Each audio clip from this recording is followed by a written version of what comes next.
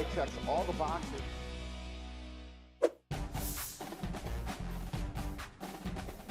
I just wanted to do something for the team, so I got everybody a $500 gift card to go to Express.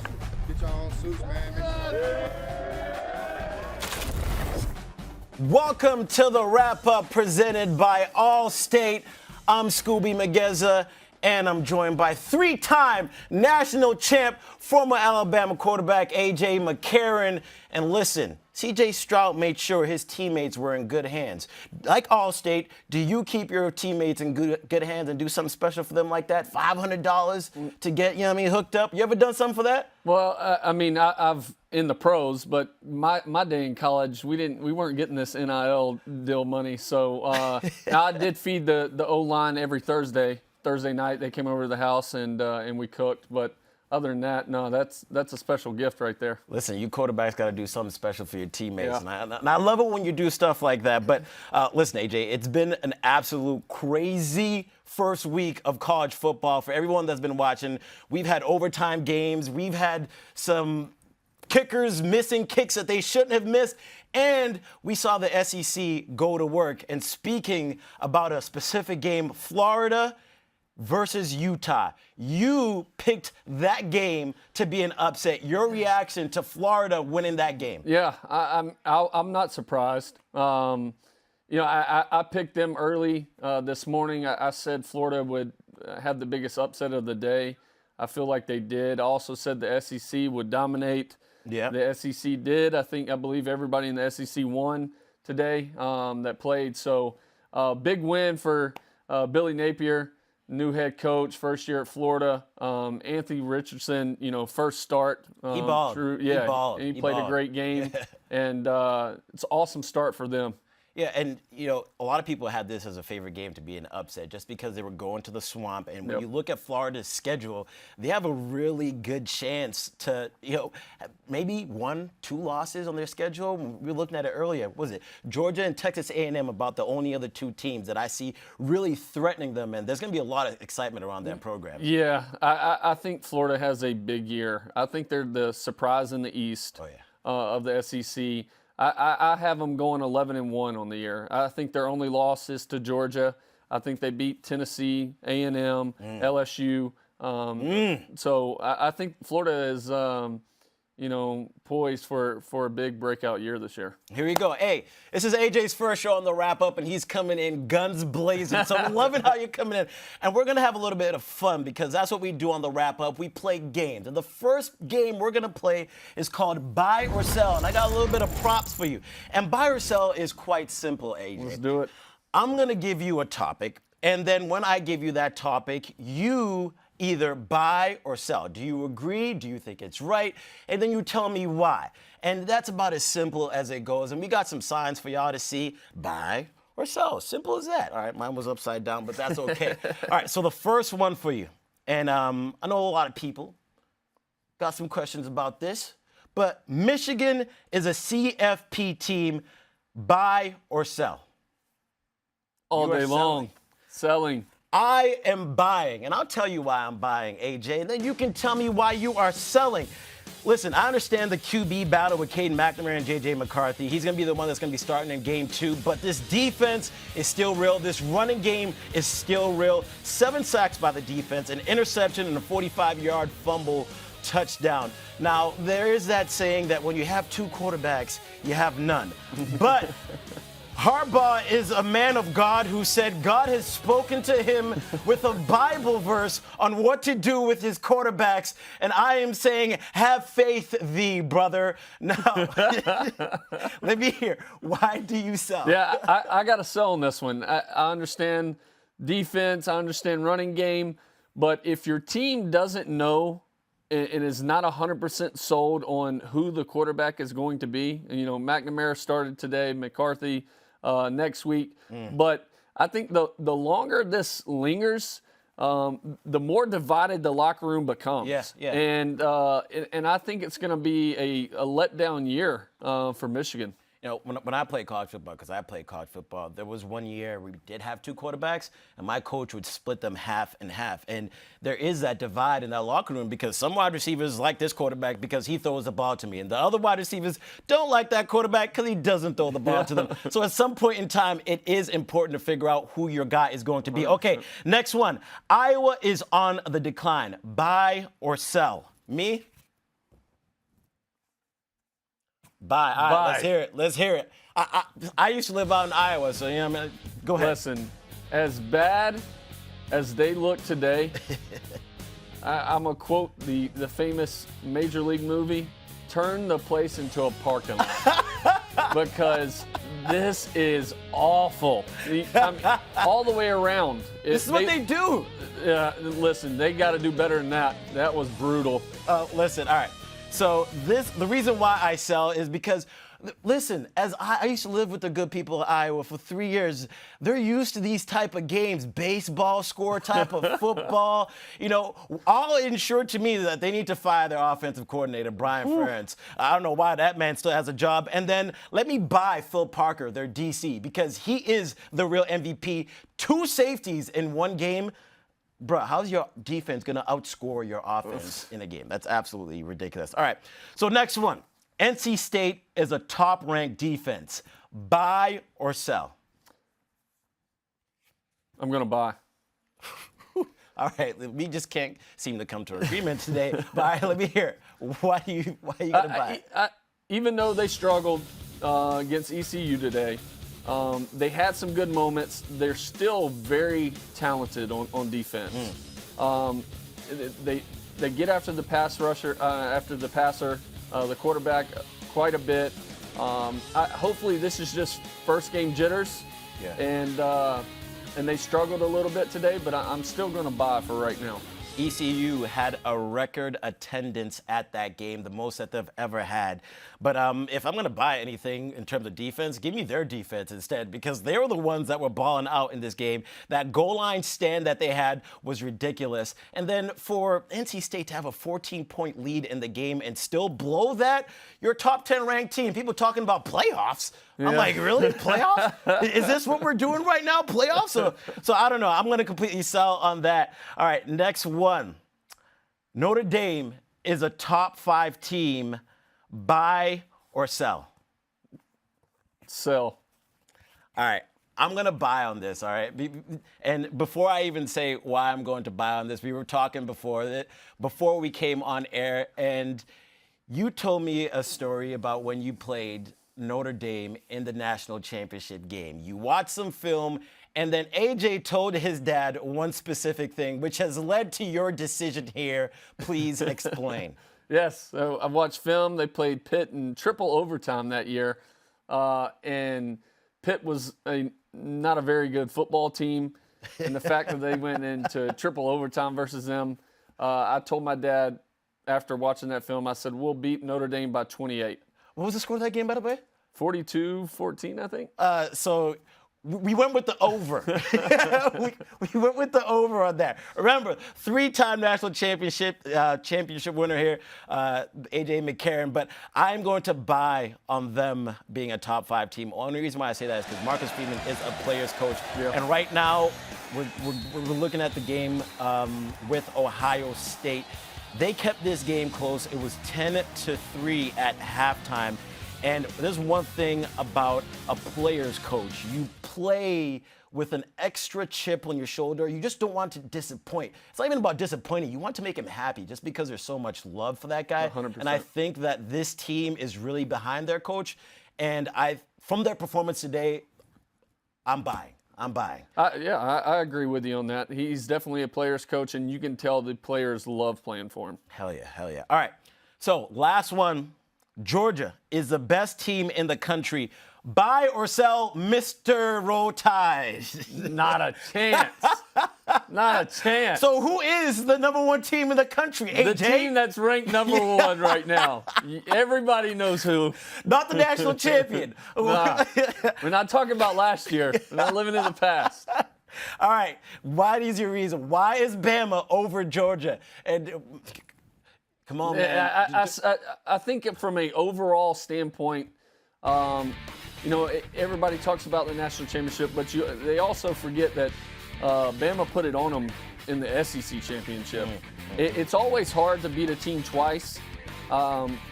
You learn that when you get to the pro level, but I still think from a talent standpoint and all-around depth chart, I think Bama is the best team in the country. A lot of people will argue, too, in that national championship game, if Jameson Williams didn't go down, exactly. they probably would have won. They lost their two most explosive weapons at that wide receiver position. But I am buying Georgia because that defense is still there. I mean, you saw them flying around. You saw how they played against Bo Nix, who is absolutely terrified. Oh, you thought you was going to get away from the SEC, Mr. Nix? Oh, no, Mr. Picks. They were still coming for you. Oh. 2 interceptions in that game. And at the same time, 46-point win is the largest over an AP-ranked opponent for Georgia. That's an 11th-ranked team losing by 46 points to the 3rd-ranked team. And then let's not forget about Stetson Bennett. The type of shade that man has been getting, he definitely quieted the haters. A career high in passing yards today, so he definitely showed out. Yeah, Stetson balled. Super proud of him. I really wanted to see how he took last year's momentum from the national championship game and carried it over into this year. And today, I mean, you couldn't have asked for a better game out of him. He played with a lot of hype around him and played up to that hype. And I was very pleased in his performance. It was awesome. Now, speaking of hype, there was a lot of hype behind this next game. And I know everybody had their eyes on it. Ohio State taking on Notre Dame, our first top 5 matchup of the year. And of course, the stars showed up for this game. Marcus Freeman, Ryan Day dapping up in the middle. His name is LeBron. Of course, he's going to show up for this game. We're going to start off in the first quarter. Notre Dame up 3-0. C.J. Stroud to Emeka Ibuka. This man was balling. Only 9 receptions last season, and he had more than that in this game. OSU leads 7-3, and then here he is, C.J. Stroud finding Xavier Johnson to give OSU a 14-10 lead. But hold on, here comes Notre Dame. Mayan Williams, 2-yard touchdown run, but Ohio State ends up winning it 21-10. This game was sort of a letdown when you think about what everyone else thought of it. What was Ohio State? About a 17-point favorite coming in, and that wasn't the way that it looked. And full disclosure, Jason Fitz, he had a parlay, and he hit every one of his parlay, and the last one that he could have won was this game. Thoughts on the Ohio State offense specifically? How much was it the Notre Dame defense versus the Ohio State offense? I guess only time will tell. We get to see a couple more games, but to speak on Ohio State's offense, boy, did they struggle bad for basically the first 3 quarters. And then started putting some drives and plays together. You see the touchdown pass down the middle. They burned cover.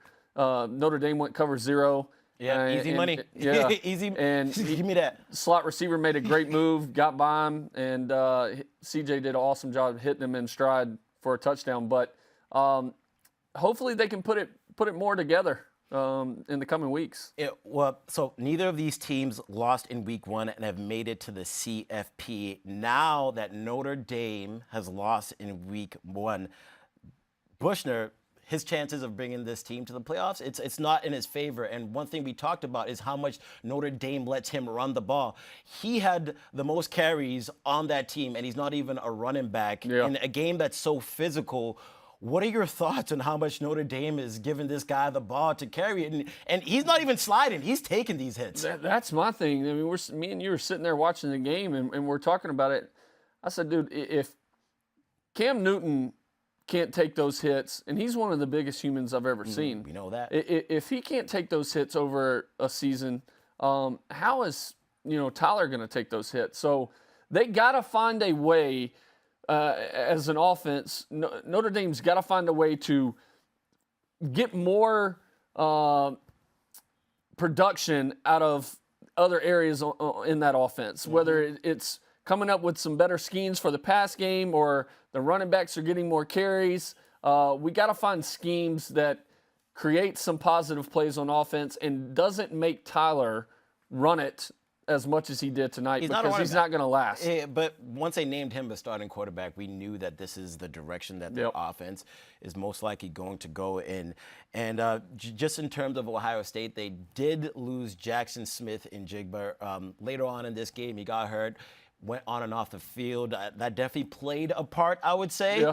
In that offense struggling. So something to keep an eye on. We'll see if it was the Notre Dame defense or the Ohio State offense. It's only week 1, y'all, and we're just getting started. So in week 1, we got our Saturday shout-outs. This is my favorite part of the show because we get to show y'all some of the best moments, things that you may have missed, and things that will make you LOL. So we're going to start off, AJ, with our best face plan of the day. Oh, let's do it. All right, so we got the Bryant player right here, right? My boy is like, all right, they gave me the ball. I'm about to kick it into 4th gear. Watch out, mama. I'm going past the speed limit. But, oh, no. Is that the turf monster? No. Oh, my Lord. Has that ever happened to you, running for a touchdown, get a little feet happy there? Well, listen, I didn't run that much, so usually I slid or got out of bounds before I got to that point. That reminds me of when Daniel Jones had that. But when he was running in the NFL, the guys that aren't used to running the open field, sometimes it's just like, wow, I'm really kicking up right now. like it's like blowing a gasket on your car. That's what it seemed like that happened over there. Listen, if it's not your game, there's no shame in not doing it. Just play to your strengths, okay? All right. This one is a shout out to all the old people out there.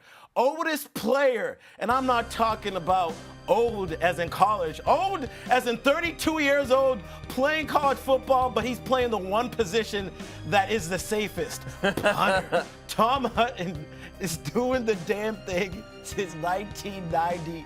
I am personally 30 years old, and it is nice to know that, hey, if I want to go back, and I mean, I've used up my eligibility, but it's nice for anybody out there. If you want to go back and still play ball, there's hope for you, because there's a 32-year-old punter on campus. Woo, he's older than me. I turned 32 in 10 days, but I don't know that experience of going back to college at 32.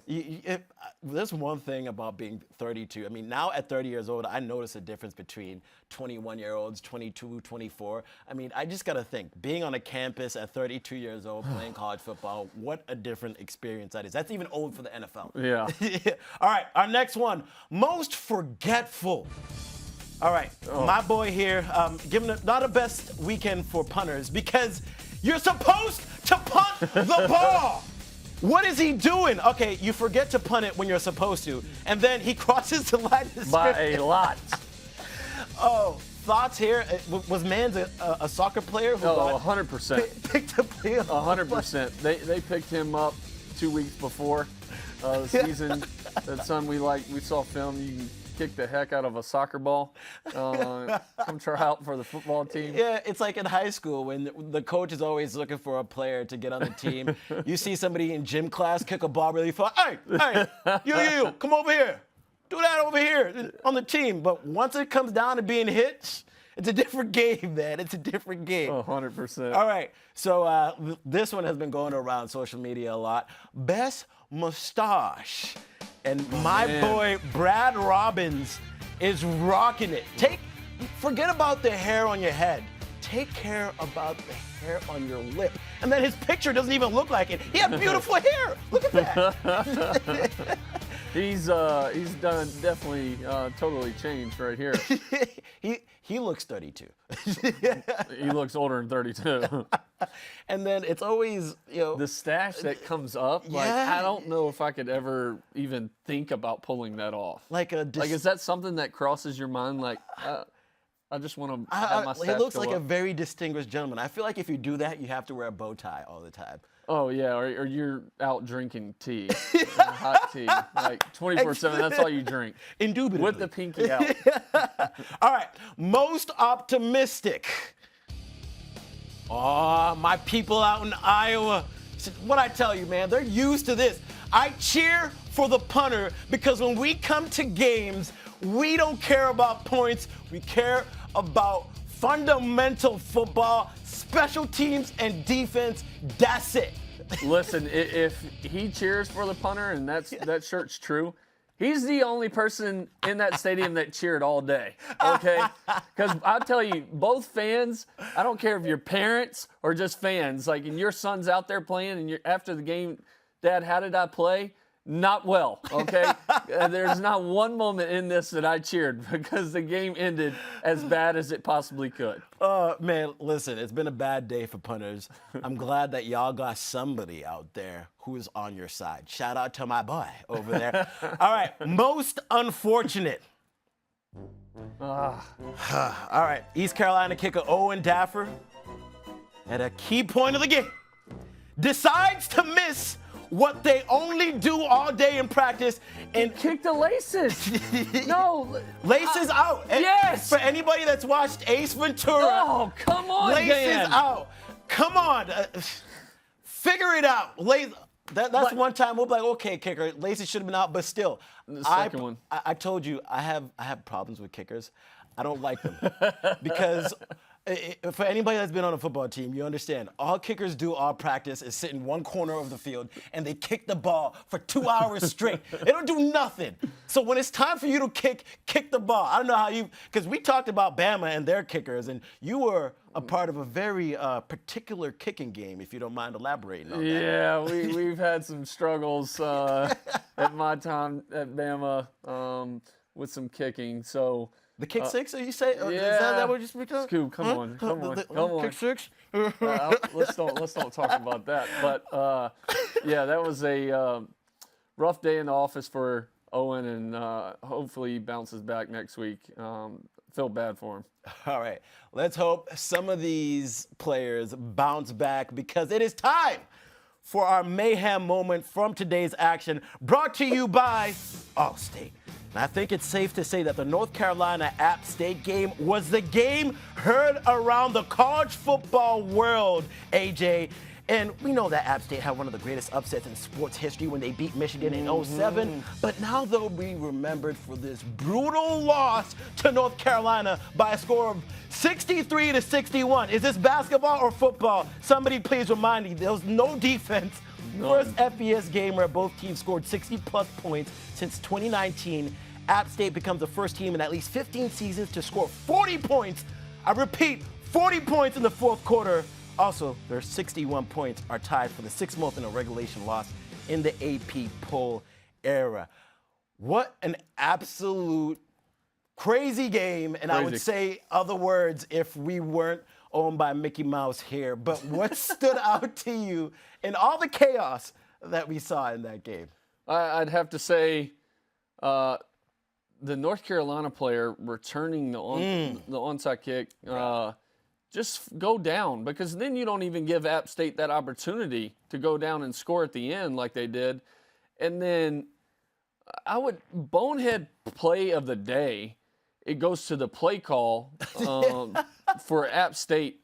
They run the first two-point conversion, and then they get the second two-point conversion, and they run the same play. Same concept. They didn't change anything. They didn't change the formation. They didn't change the motion, the side of the back. Nothing was changed. And we talked about this before, because you said when you played, each offensive coordinator needs to come into the game with at least 2 or 3 two-point plays that you're like, all right, these are your go-to. These are my things right here. When it's time to call short yardage situations, as an offensive coordinator, you have a set of plays that you run. But to come back after missing the two-point conversion and run the same concept where it was a guy coming in motion and they tried to get him off the slip, it just didn't work. And I didn't understand why they ran the same play twice for the two-point conversion to first win the game and then second to tie the game. I'm with you. Like, you come into a game, you have to have 2 to 3 two-point conversion calls, two-point play calls that you absolutely love. You've been repping all summer, all spring.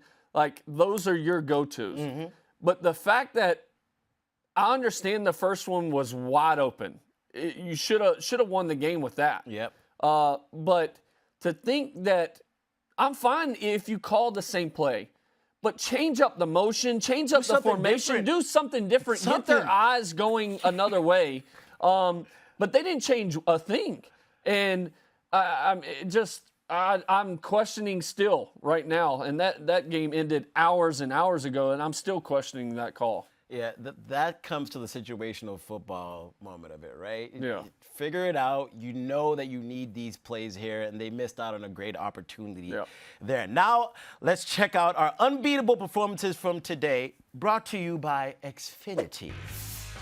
We saw a lot of great performances today from quarterbacks, and we got a great quarterback right here with us. But first, we have Stetson Bennett, who played great today. He had a career-high 368 passing yards, becoming the first Georgia player over the last 25 years to record an 80% completion percentage, which was 5 for 7 over 124 yards with 1 touchdown.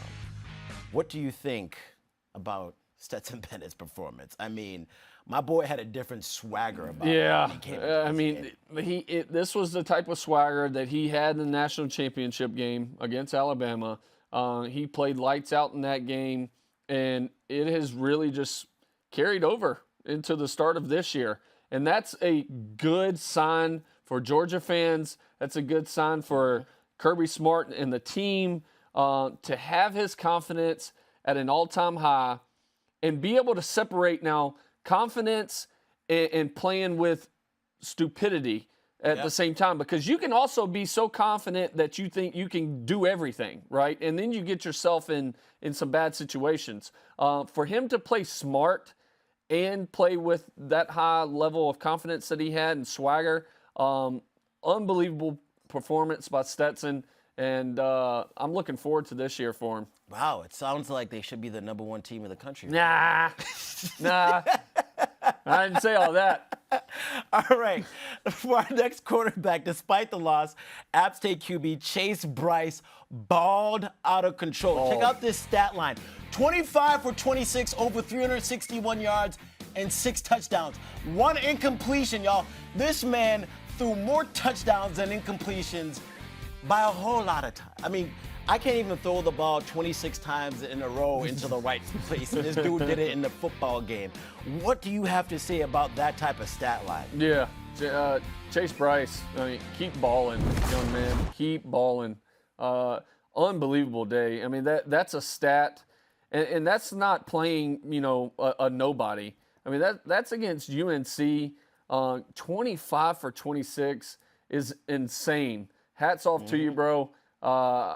Hell, I'm happy for you and proud of you, and I don't even know you. And I mean, unbelievable game. Yeah, his 1 incompletion was an interception, unfortunately. But man, the dude balled. He deserves to be up there. Yep. It's hard to do in Madden, y'all. And you go on Madden, show me your stat line, tweet it to me. I want to see if you're able to do that. All right, now it's closing time. And before we get up out of here, we know everybody likes their hot takes and their bold predictions before the season starts. So we're going to give you some of ours. And we can take a look at our fellow college football digital talents' bold predictions as well. Christine Williamson, big surprise. She loves Miami. She has them winning it all. That is a bold prediction. Yeah. Christine. Harry Douglas, former Falcons wide receiver, he says a Pac-12 team will be in the CFP. That's a bold prediction. Harry Lyles Jr., reaching for the low-hanging fruit. Will Anderson for Heisman. That is very possible. Whatever, bro. Jason Fitz, OSU beats Michigan. Gary Strikesy, Bijan Robinson for Heisman. And then, what do we have here for AJ's bold prediction? I think the Florida Gators go 11-1 in the regular season, and I think they have a chance to make the college playoffs either this year or next year. I think they're on the right track. We did talk about Florida. This game was huge for them to get early on because now they have a great chance. Mine is Texas will win a New Year's Six Bowl. Still more college football for y'all this whole Labor Day weekend. AJ, what are you looking forward to? 100% it's got to be LSU versus Florida State. and the first start for Garrett Nussmeier. That's going to be a good one tomorrow. Yeah. G-Man, I've known him since he was little. His dad was my OC at Bama. I'm looking forward to that game. Oh, yeah, me too. Great weekend of college football. Thanks for watching the wrap-up presented by Allstate. Peace.